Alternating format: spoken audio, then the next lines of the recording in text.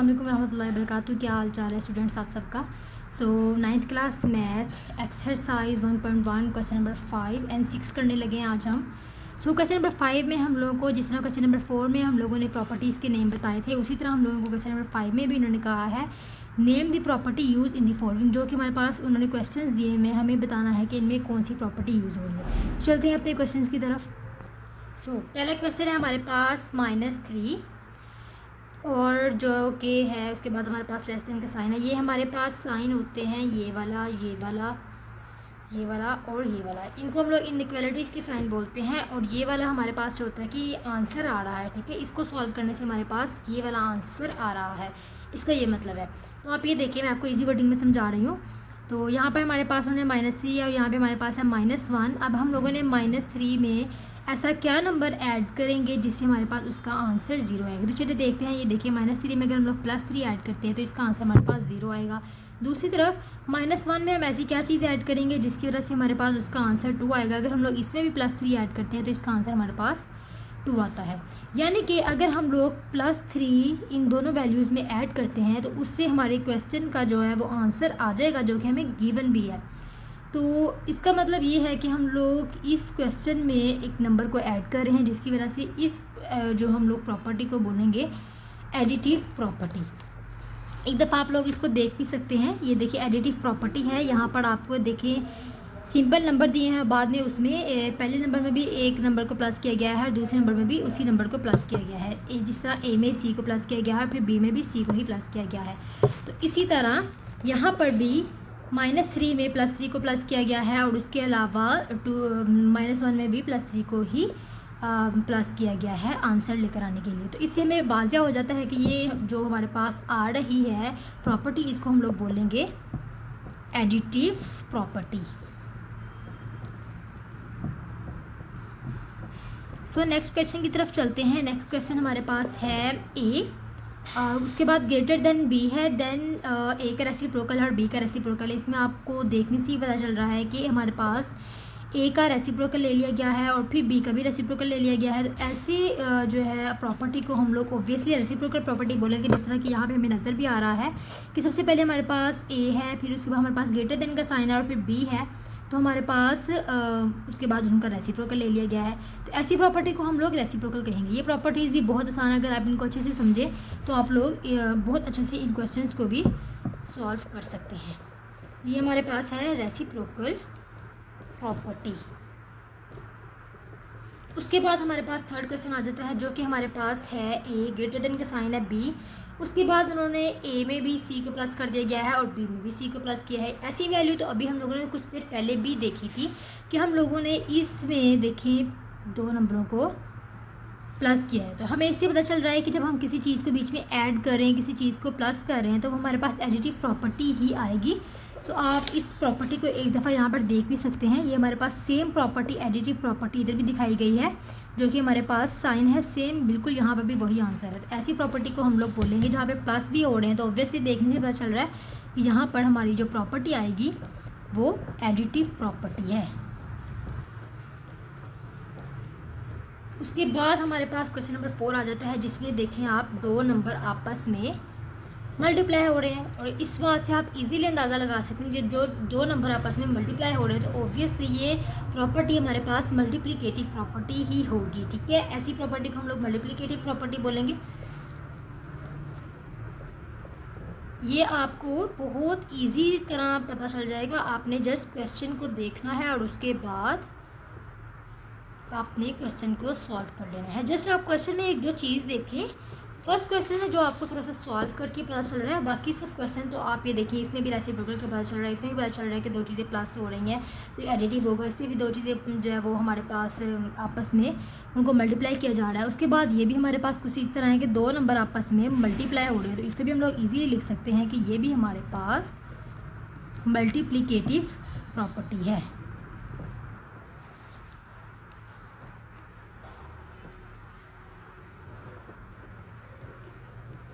Okay, अपने next question की तरफ चलते हैं, लास्ट पार्ट। अपना लास्ट पार्ट जो हम देख रहे हैं उसमें हमारे पास एक नंबर इस तरफ है और दूसरा नंबर हमारे पास बीच में एक ग्रेटर देन का साइन है और फिर दूसरा नंबर हमारे पास। हम लोगों ने जो कल क्वेश्चन सॉल्व किए थे उसमें भी हमारे पास था कि एक नंबर इज इक्वल के इस तरफ था और दूसरा इज इक्वल के दूसरी तरफ था, जिस तरह के हमारे पास ये है इज इक्वल टू बी। तो ऐसी प्रॉपर्टी को हम लोग ट्राइकोटोमी प्रॉपर्टी बोलते हैं। तो आप ये देखें, ये है हमारे पास जो कि बिल्कुल सेम जो हमें क्वेश्चन गिवन किया गया है, इसकी एग्जांपल जो उन्होंने दी हुई है ट्राइकोटोमी प्रॉपर्टी की वो भी सेम वही दी गई है। तो हम लोग इस प्रॉपर्टी को इजीली कह सकते हैं कि ये हमारे पास ट्राइकोटोमी प्रॉपर्टी है। ट्राइकोटोमी प्रॉपर्टी, ये प्रॉपर्टीज बहुत इसी ना आसान है, होप सो आपको इनकी अच्छे से समझ आ चुकी होगी। अब हम लोग चलते हैं अपने क्वेश्चन नंबर 6 की तरफ। इन क्वेश्चन नंबर 6 वो हमें कह रहे हैं इंसर्ट 2 रैशनल नंबर बिटवीन, जैसे कि उन्होंने एक क्वेश्चन दिया है 1/3 एंड 1/4। इनका कहना ये है कि 1/3 और 1/4 के दरमियान में हम लोगों को 2 रैशनल नंबर्स लेकर आने हैं। अभी 2 रैशनल नंबर्स किस तरह लेकर आने हैं, चलिए क्वेश्चन सॉल्व करते हैं और आपको बताते हैं कि 2 रैशनल नंबर्स किस तरह आएंगे। फर्स्ट रैशनल नंबर लेकर आने के लिए हम लोग को इन 2 वैल्यूज़ को आपस में प्लस करना होगा।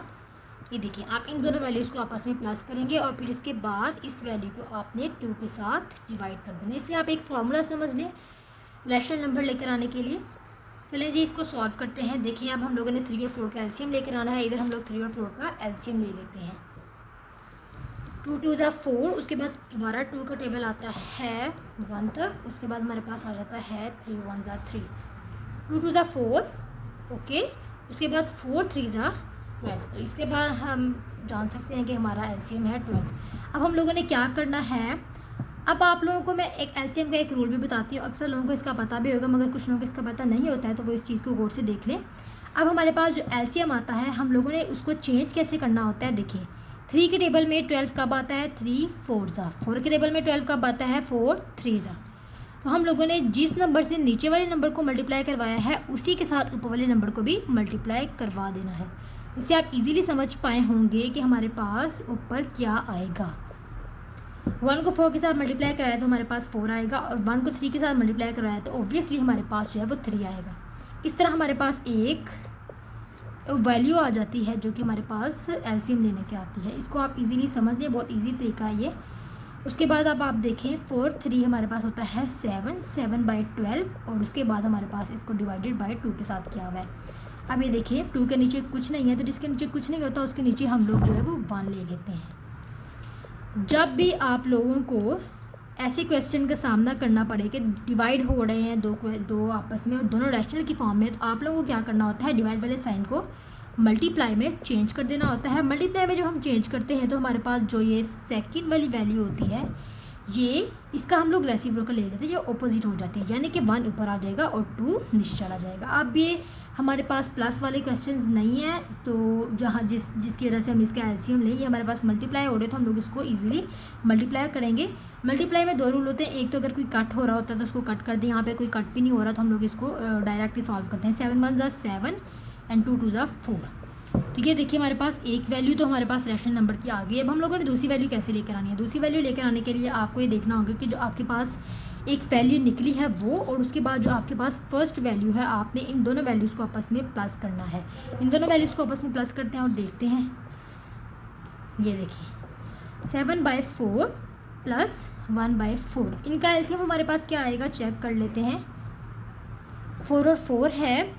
ऑब्वियसली जब 2 चीज़ें नीचे सेम होती हैं तो इनका वो रेसिप्रोकल भी सेम ही आता है। आप एक दफ़ा चेक भी करके देख सकते हैं। 2 2 ज़ा, उसके बाद देखिए 2 2 ज़ा 4, हमारे पास इसका एलसीएम आ गया है। तो ये देखें भाई, ये हमारे पास एलसीएम आ गया है। 7 + 1 है हमारे पास 8, तो ये हमारे पास है 8/4, जिसको आप कट भी कर सकते हैं और ये भी आप इसके आंसर लेकर आ सकते हैं। तो ये देखिए, ये 2 वैल्यूज़ हैं हमारे पास, इसके दरमियान वाले 2 रैशनल नंबर्स जो कि उन्होंने हमसे मांगे थे, जो उन्होंने हमसे कहा था कि आपने इस चीज़ को फाइंड करना है। तो चलते हैं अपने दूसरे क्वेश्चन की तरफ। सेकंड क्वेश्चन है हमारे पास 3 और 4, यानी कि हमें इसके दरमियान वाले 2 रैशनल नंबर ढूंढने हैं। तो इसके लिए आपको जैसे कि मैंने बताया था कि इन दोनों को आपस में प्लस करते हैं और उसके बाद इसको 2 के साथ डिवाइड कर देते हैं। 3 और 4 हमारे पास बनता है 7, और उसके बाद ये 2 से डिवाइड हो रहा है। तो ये देखिए, जब 7 के नीचे भी 1 है, जब उसके नीचे कुछ नहीं होता, तो ये आपको मैंने बताया था कि मल्टीप्लाई में चेंज करते हैं, जिसकी वजह से हमें इसका रेसिप्रोकल लेना होता है। तो ये देखिए 1/2, इधर भी हमारे पास कोई कटिंग नहीं हो रही तो हम इसको डायरेक्टली सॉल्व करेंगे। 7 1 ज़ा 7, और ये है 1 2 ज़ा तो ये देखिए एक वैल्यू हमारे पास आ गई है। अब हम लोग दूसरी वैल्यू के लिए पहली वैल्यू को और जो हमारे पास लास्ट वैल्यू है उसको और जो हमारे पास एक पहली वैल्यू निकली है उसको हम लोग आपस में प्लस करवा देंगे। देखिए अब 4 के नीचे कुछ नहीं है, तो यानी कि 4 के नीचे 1 है। तो अब हम लोगों ने क्या करना है, इसका रेसिप्रोकल लेना है। इसका रेसिप्रोकल हमारे पास 2 आएगा। जब कोई आपके पास चीज़ है जिससे आपके पास 2 है, इसका रेसिप्रोकल ऑलरेडी 2 है, तो इसको हम लोगों को 2 बनाने के लिए 1 से मल्टीप्लाई कराना पड़ता है। तो इस चीज़ को आप इतना फोकस भी ना करें, जो आपके पास एलसीएम सेम होता है वो ऊपरली चीज़ उसकी सेम ही आती है।